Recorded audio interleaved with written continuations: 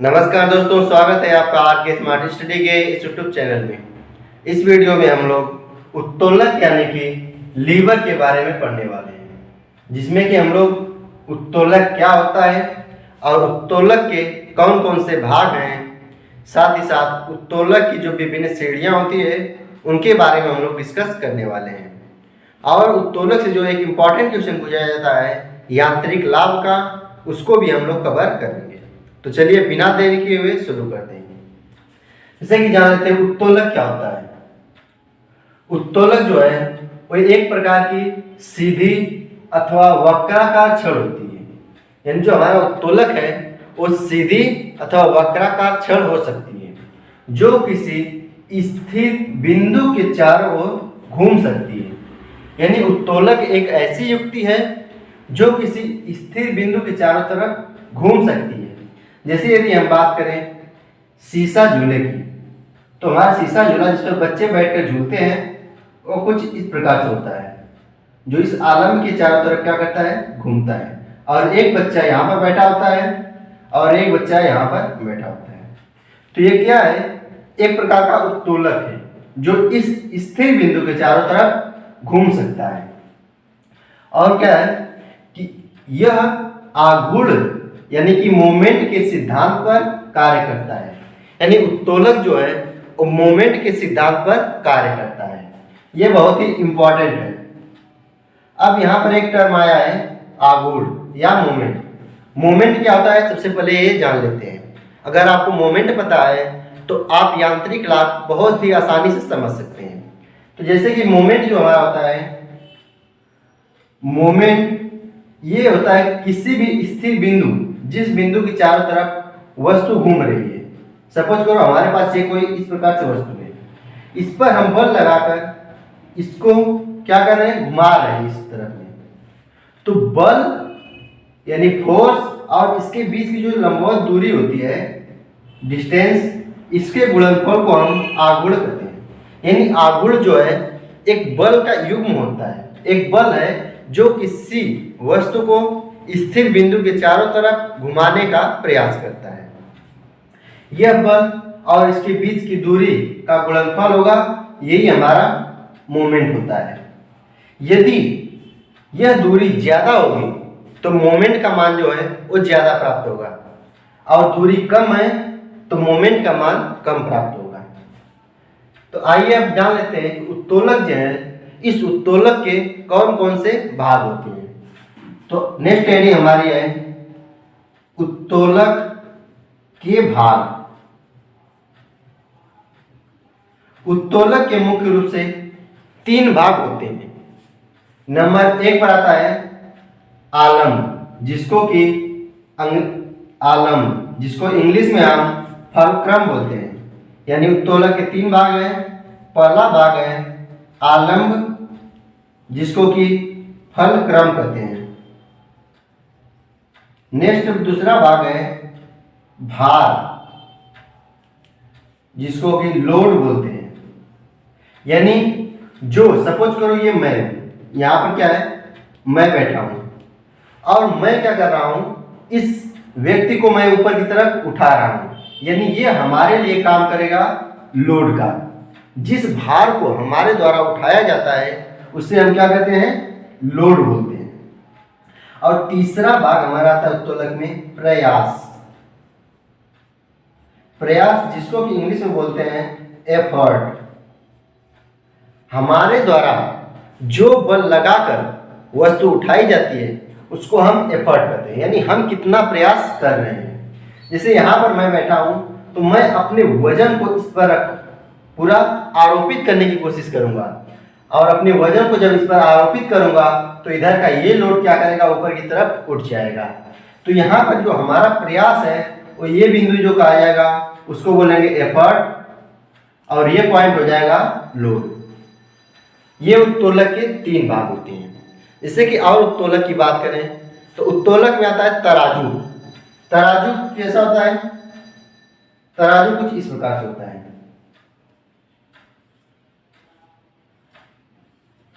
यह है तराजू। इसमें क्या है कि इस बिंदु के चारों तरफ ये क्या करता है, घूमता है। तो यहाँ पर ये क्या हो जाएगा, इसका फलक्रम यानी कि आलम्ब। और इस तरफ हम क्या करते हैं, बटखरा रखते हैं यानी वाट रखते हैं इस तरफ, तो ये हमारा कहलाएगा हमारे द्वारा लगाया गया प्रयास। और जो इस तरफ हम अनाज के दाने रखते हैं, अनाज रखते हैं या कोई वस्तु जो तौलनी हो, तो ये हमारे लिए हो जाएगा भार। तो उत्तोलक के ये 3 प्रमुख भाग हैं। आइए अब उत्तोलक की श्रेणी के बारे में जान लेते हैं। उत्तोलक की श्रेणी, तो उत्तोलक की जो 3 प्रमुख श्रेणियां होती हैं, उत्तोलक की 3 प्रकार की श्रेणी होती है। नंबर फर्स्ट पर आता है प्रथम श्रेणी के उत्तोलक, प्रथम श्रेणी के उत्तोलक। और नंबर 2 पर आता है द्वितीय श्रेणी के उत्तोलक, द्वितीय श्रेणी के उत्तोलक। नंबर 3 पर है तृतीय श्रेणी के उत्तोलक। ये उत्तोलक की 3 श्रेणियां होती हैं, ठीक। और इनको हम लोग ट्रिक की सहायता से याद करेंगे, जो कि अब अभी तक आपको अगर ये याद नहीं हुआ होगा तो आज के बाद ये भूलेगा नहीं। इसके लिए हमारी एक ट्रिक है, तू सची। तू सची केवल ये एक ट्रिक है हमारे लिए, यानी उत्तोलक की अगर श्रेणी की याद करना है तो आप केवल एक शब्द तू सची याद करना है। तू सची से अगर इसको देखें हम तो तू से हो जाएगा तुला, तुला जो कि प्रथम श्रेणी का उत्तोलक है। सर से बात करें तो होता है सरौता, सरौता जो कि द्वितीय श्रेणी का उत्तोलक है। नेक्स्ट है ची, ची से हो जाएगा चिमटा जो कि हमारा तृतीय श्रेणी का उत्तोलक है। यानी अगर उत्तोलक की श्रेणी की बात करें तो प्रथम श्रेणी के उत्तोलक में आ जाएगा तुला, द्वितीय श्रेणी के उत्तोलक में आ जाएगा सरौता और तृतीय श्रेणी के उत्तोलक में आ जाएगा चिमटा। ये उत्तोलक है। अब इनको हम लोग फिगर की सहायता से समझ लेते हैं। जैसे यदि मैं बात करूं तुला की, तो तुला कुछ इस प्रकार से होता है, बीच में आलम्ब लगा होता है। एक तरफ हम लोग क्या करते हैं, भार रखते हैं, यानी तराजू पर जो हम वाट रखते हैं अपना, वो हो जाएगा। दूसरी तरफ क्या होता है कि हम किसी भी अनाज या किसी वस्तु को हम लोग क्या करते हैं, उसको तौलते हैं, तो ये हमारा हो जाएगा भार। और इधर हम लोग क्या कर रहे हैं, प्रयास लगा रहे हैं। और बीच में क्या है हमारा, आलम्ब, आलम्ब। अब यहां पर देखो, ये प्रथम श्रेणी का उत्तोलक है, इसे समझिए। प्रथम श्रेणी के उत्तोलक में आलम्ब क्या होता है, ये बीच में होता है। यानी आपको आलम्ब जब भी बीच में दिखे तो प्रथम श्रेणी के उत्तोलक में आएगा। जैसे यदि मैं आपको और बताऊं तो शीशा झूला जो अभी आपको मैंने दिखाया था, कुछ इस प्रकार से था। बीच में सपोर्ट था, इस तरफ एक बच्चा बैठा हुआ था और दूसरा बच्चा इस तरफ बैठा हुआ था। तो इसमें क्या है कि बीच में सपोर्ट है, बीच में हमारा क्या है, आलम्ब या फलक्रम बीच में है। तो ये हमारा किस श्रेणी का उत्तोलक हो जाएगा, प्रथम श्रेणी का उत्तोलक। आइए द्वितीय श्रेणी का उत्तोलक देखते हैं। जैसे कि सरौता है, तो सरौता का फिगर कुछ इस प्रकार से होता है। सरौते का प्रयोग हम लोग देखे होंगे कि पान बेचने वाला सुपारी काटने में प्रयोग करता है। कुछ इस प्रकार से सरौता होता है, जिसमें कि यह इस बिंदु के चारों तरफ घूम सकता है और यहाँ पर हम लोग क्या करते हैं, अपने हाथ से दबाते हैं। तो ये हमारा हो जाएगा प्रयास। हमारे द्वारा यहाँ पर क्या लगाया जा रहा है, प्रयास। और बीच में हम क्या करते हैं, वस्तु या कह सकते हैं सुपारी को हम लोग रखते हैं। तो यानी ये जो है द्वितीय श्रेणी का उत्तोलक आएगा। या द्वितीय श्रेणी के उत्तोलक की बात करें तो आलम्ब जो होता है, या बोल सकते हैं फलक्रम, फलक्रम एक किनारे पर होता है और बीच में जो है वो लोड लगा होता है और एक साइड प्रयास होता है। यानी जब भी आपको ये कंडीशन कहीं पर दिखे तो आप समझ जाना कि वो द्वितीय श्रेणी का उत्तोलक है। नेक्स्ट बात करें यदि चिमटा की, तो चिमटा कुछ इस प्रकार से होता है। जिसमें कि ये स्थिर बिंदु इसका होता है फलक्रम, और यहां पर हम लोग क्या करते हैं, अपने हाथ से इसको दबाते हैं।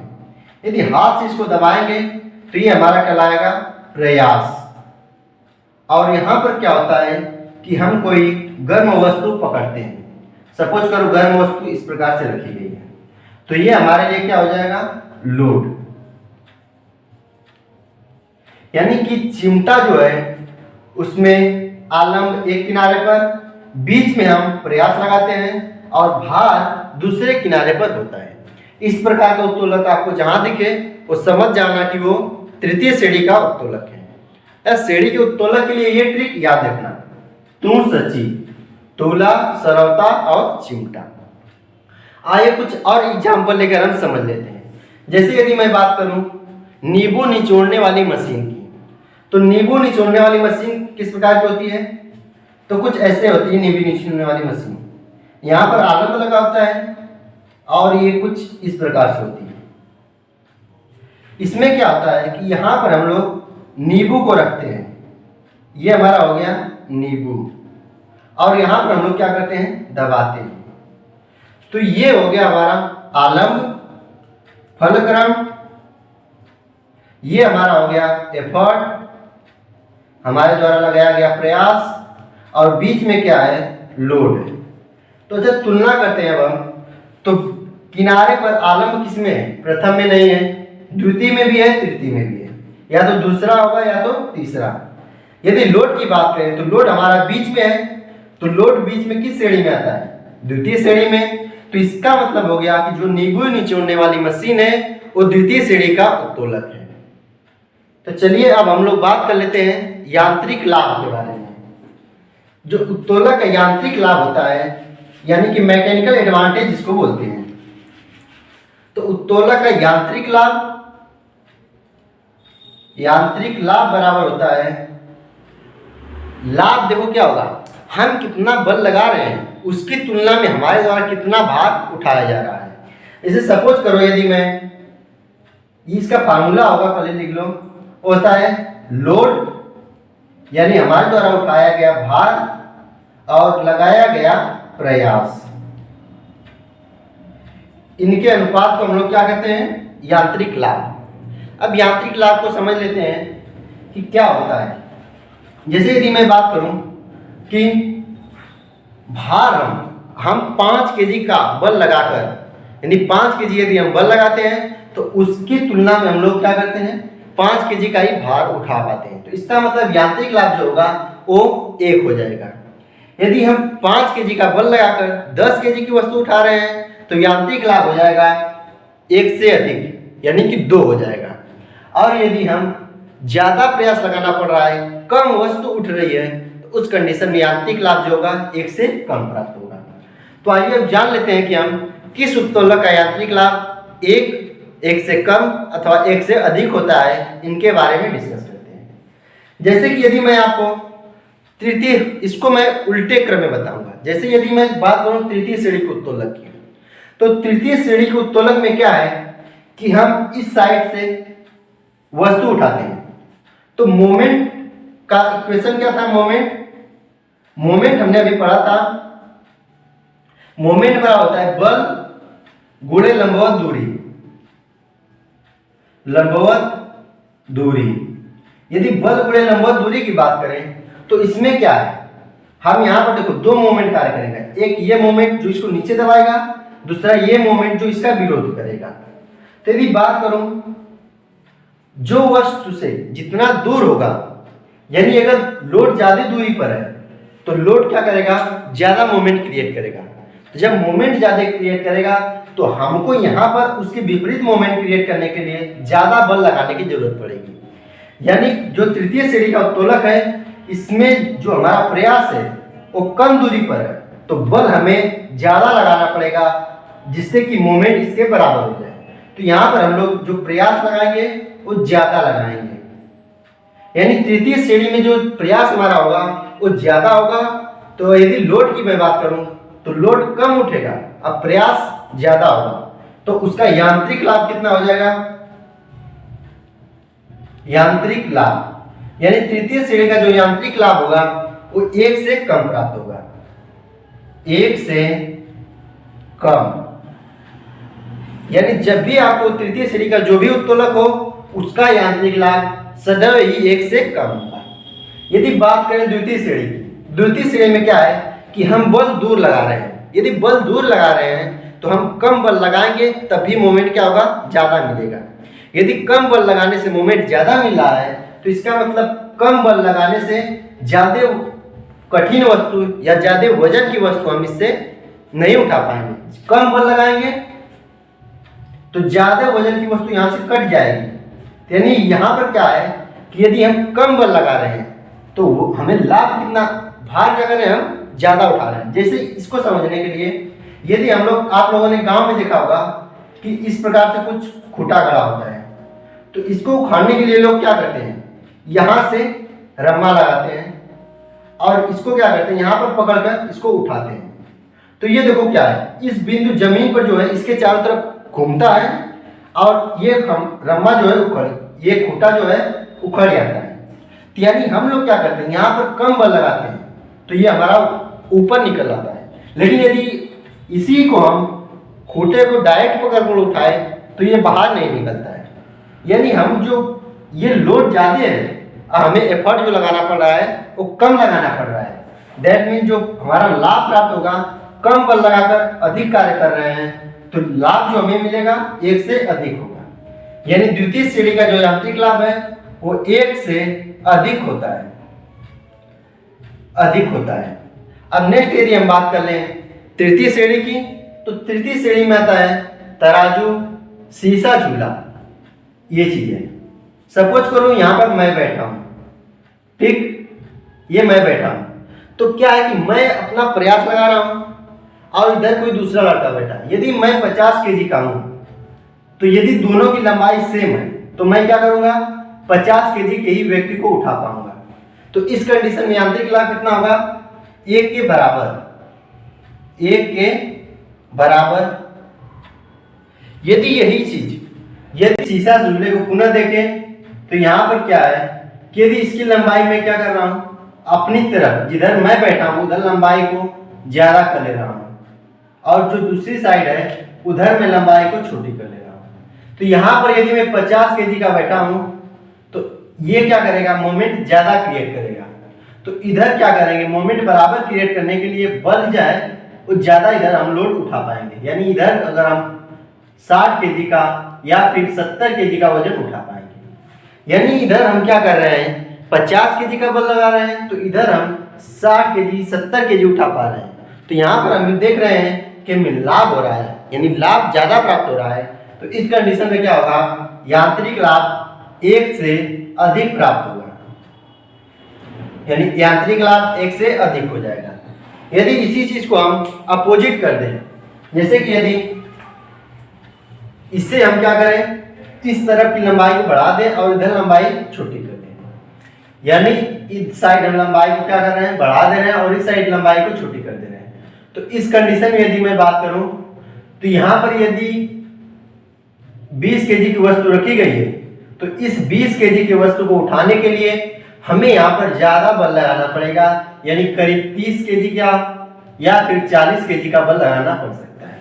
तो इस कंडीशन में क्या हो रहा है कि यांत्रिक लाभ हमें कम प्राप्त हो रहा है, यानी हमें ज्यादा बल लगाना पड़ रहा है। जब नीचे ज्यादा प्रयास लगा रहे हैं तो ऊपर क्या कर रहे हैं, कम बल उठ रहा है। इसका मतलब ये वैल्यू जो आएगी वो 1 से कम हो जाएगी, यानी 1 से कम। तो यहाँ पर हम क्या देखते हैं कि जो प्रथम श्रेणी है उसका यांत्रिक लाभ 1 के बराबर, 1 से कम अथवा 1 से अधिक हो सकता है, जबकि द्वितीय श्रेणी का यांत्रिक लाभ सदैव ही 1 से अधिक होता है और तृतीय श्रेणी का यांत्रिक लाभ सदैव ही 1 से कम होता है। मैं उम्मीद करता हूं कि आप सभी को ये सब याद हो गया होगा।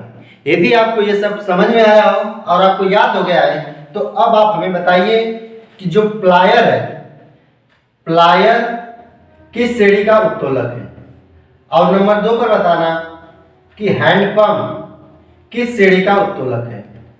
हैंडपंप जिससे कि हम लोग चलाकर पानी निकालते हैं, यह किस श्रेणी का उत्तोलक है। और तीसरा बताना दरवाजा, दरवाजा किस श्रेणी का उत्तोलक है। और साथ ही साथ यदि आपको पूछे कि तराजू का यांत्रिक लाभ कितना होता है, तो अगर यदि कोई बैलेंस तराजू है यानी दोनों तरफ लंबाई बराबर है तो उसका यांत्रिक लाभ 1 होगा। यदि आपसे पूछे कि प्रथम श्रेणी का यांत्रिक लाभ कितना होता है, तो 1 से अधिक, 1 अथवा 1 से कम होता है। यदि पूछे किस श्रेणी का यांत्रिक लाभ 1 से कम होता है, तो हो जाएगा तृतीय श्रेणी का। इसी प्रकार जो भी आपको उत्तोलक से क्वेश्चन पूछे, मैं उम्मीद करता हूं कि अब आप बता देंगे। तो आपको यदि ये वीडियो पसंद आई हो तो कृपया इसे लाइक करें, दोस्तों के साथ शेयर करें तथा अभी तक आपने हमारे चैनल को सब्सक्राइब नहीं किया है तो सब्सक्राइब कर लीजिए और बगल में आ रहे बेल आइकन पर प्रेस करके ऑल पर क्लिक कर लीजिएगा, जिससे आने वाले सभी वीडियो की नोटिफिकेशन आपको मिलती रहे। मिलते हैं नेक्स्ट वीडियो में। Thanks for watching.